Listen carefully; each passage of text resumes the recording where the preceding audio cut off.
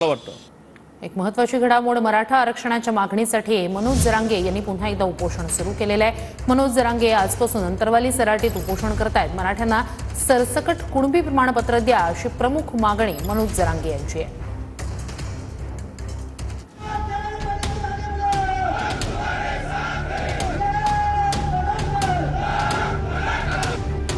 मराठा आरक्षणासाठी मनोज जरांगे पाटलांनी पुन्हा एकदा अंतरवाली सराटीत आंदोलन सुरू केले।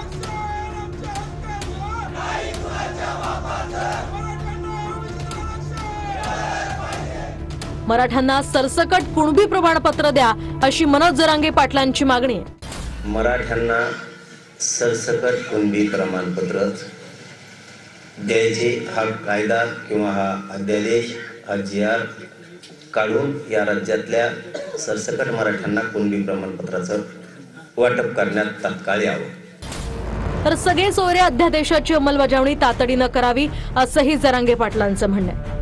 ज्याची कुणबी नोंद त्याच्या सगळे सोयऱ्यांना सुद्धा प्रमाणपत्र द्या अशी मागणी त्यांनी केली आहे।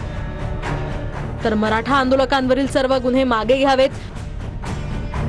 मराठा आरक्षणासाठी हैदराबाद गॅझेट लागू करावं। शिंदे समितीला तात्काळ मुदतवाढ द्यावी या प्रकारच्या मागण्या जरांगेंनी केल्या।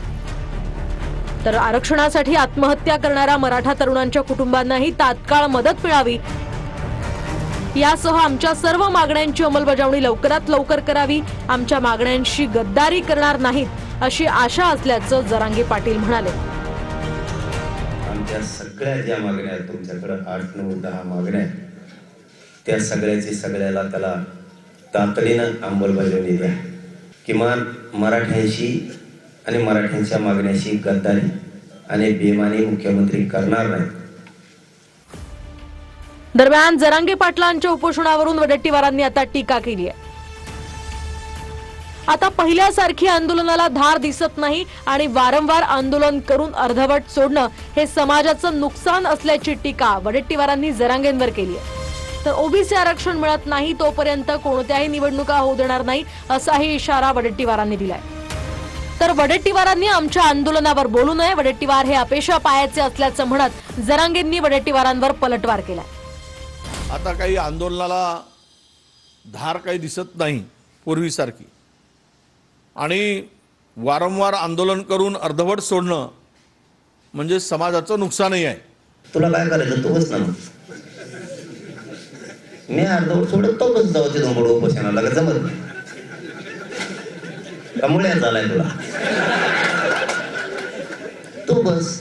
असली विरोधी पक्ष लागत आहेत बघा राज्याला अपेक्षा पायाची।